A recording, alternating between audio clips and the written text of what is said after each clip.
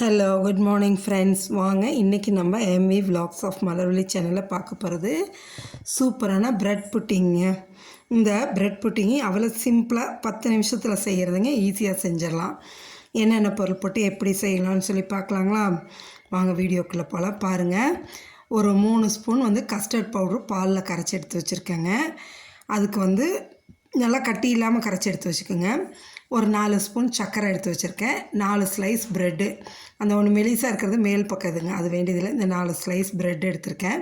இதுக்கு நம்மளுக்கு தேவை 1/2 லிட்ரு பாலுங்க. நான் 1 லிட்ரு பால் காய்ச்சினதில் 1/2 லிட்ரு எடுத்துகிட்டு 1/2 லிட்ரு போட்டு காய வைக்கிறேங்க. ஆல்ரெடி காய்ச்சி ஆறின பால் தான், அதவே திரும்ப கொதிக்க வைக்கலாங்க. அப்படி பொங்கி வரும்போது கிளறி விட்டுட்டு ஆடையோடையே இது பண்ணுங்க, அப்போ தான் நல்லா டேஸ்ட்டாக இருக்கும். கிளறியே விட்டுட்டு அதோட நம்ம கஸ்டர்ட் பவுடர் கலக்கி வச்சுருக்கோம் இல்லையா பாலில், அதை எடுத்து இதில் ஊற்றி நல்லா கலக்கிடுங்க. கஸ்டர்ட் பவுடர் கலந்தது ஊற்றும்போது சீக்கிரம் கெட்டிப்பட்டு வரும். அதனால் மீடியம் ஃப்ளேமில் வச்சு பொறுமையாக அப்படியே கலக்கி விடுங்க. இதை நல்லா ஈவனாக கலந்து விட்டுட்டு ஒரு 4 ஸ்பூன் சர்க்கரை வச்சுருக்கோம் இல்லைங்களா, அதை எடுத்து போட்டுக்கோங்க. எனக்கு ஸ்வீட்டுக்கு இது போதுங்க. உங்களுக்கு நல்லா ஸ்வீட்டாக வேணுன்னா இன்னும் 2-3 ஸ்பூன் நீங்கள் ஆட் பண்ணிக்கலாங்க. போட்டு அதையும் நல்லா கலந்து விடுங்க. இப்போ என்னன்னா, அந்த கஸ்டர்ட் பவுடர் போட்டு நம்ம கிளறும் போது சீக்கிரம் நல்லா கெட்டி ஆகுங்க. அப்படியே கிளறி விட்டுக்கிட்டு நம்ம அந்த 4 ஸ்லைஸ் ப்ரெட் எடுத்து வச்சுருக்கோம் இல்லையா, அதை அப்படியே நம்ம அன்னிவனாக தான் அப்படியே சும்மா பிச்சு போட்டுக்கலாங்க. பிச்சு போட்டு அதில் கிளற வேண்டியது தாங்க. அப்படியே நல்லா கெட்டிப்பட்டு வருங்க. பாருங்கள், இந்த 4 ஸ்லைஸ் ப்ரெட்டையும் நான் அப்படியே கைக்கு வந்தபடி பிச்சு வச்சுருக்கேன் பாருங்கள். அப்படியே எடுத்து இந்த பாலில் இந்த கஸ்டர்ட் பவுடர் போட்டு வச்சுருக்கோம் இல்லையா, அதிலே போடுங்க. நல்லா ஓரளவு கெட்டியாக வந்திருக்கு பார்த்திங்களா. ஓரத்தில் இருக்க ஆடையெல்லாம் எடுத்து விட்டுட்டு கிளறி எடுங்க. அப்போ தான் நல்லாயிருக்கும். ஆடையோடு செய்யும்போது இன்னும் நல்லா டேஸ்ட்டாக இருக்குங்க. நான் மாட்டுப்பாலில் தான் செய்கிறேன். இந்த கஸ்டர்ட் பவுடரும் நான் வீட்டில் செஞ்ச கஸ்டர்ட் பவுடர் தான், கடையிலெல்லாம் வாங்கலைங்க. வீட்டில் செஞ்ச கஸ்டர்ட் பவுடர்லேயே தான் நான் செய்கிறேன். நல்லா ஓரளவு திக்னஸ் கிடச்சிருக்குங்க. இப்போ நம்ம அந்த கட் பண்ணி வச்சுருக்கோம் இல்லையா ப்ரெட் ஸ்லைஸு, அதை எடுத்து இதில் போட்டு கிளறலாங்க. இதை குழந்தைங்க ஈவினிங் ஸ்நாக்ஸாக நீங்கள் கொடுக்கும்போது அவ்வளோ நல்லாயிருக்குங்க, டேஸ்ட்டாக இருக்கும். சூடாக சாப்பிட்றத விட நீங்கள் ஃப்ரிட்ஜில் ஸ்டோர் பண்ணி எடுக்கும்போது தான் அவ்வளோ நல்லாயிருக்கும். புட்டிங்னாவே நம்ம ஸ்டோர் பண்ணி எடுக்கிறது தான். பாருங்கள், இப்போ நம்மளோட அந்த ப்ரெட் ஸ்லைசஸ் எல்லாத்தையும் எடுத்து இதில் போட்டுருங்க. போட்டுட்டு அப்படியே கிளறி விடுங்க.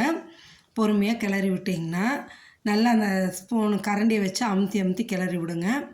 நல்லா இதாகிடும். இந்த பீசஸே தெரியாமல் நைஸாக இதாகிடுங்க, குழையாக கலந்து வந்துடும் எல்லாம் சேர்ந்து.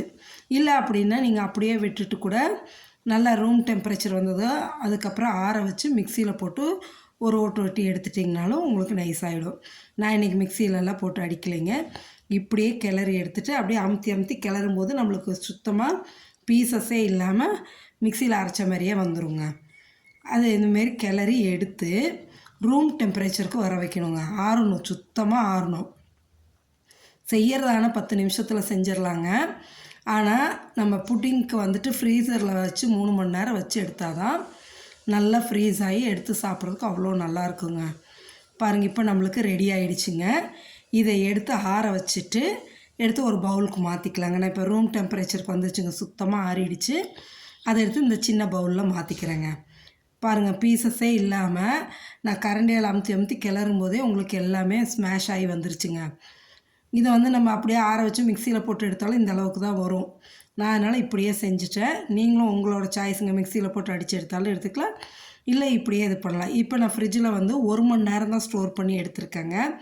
ஆக்சுவலாக 3 மணி நேரம் வைக்கணும். நான் இன்றைக்கி வீடியோ போடுறதுக்காக 1 மணி நேரத்தில் எடுத்துட்டேங்க.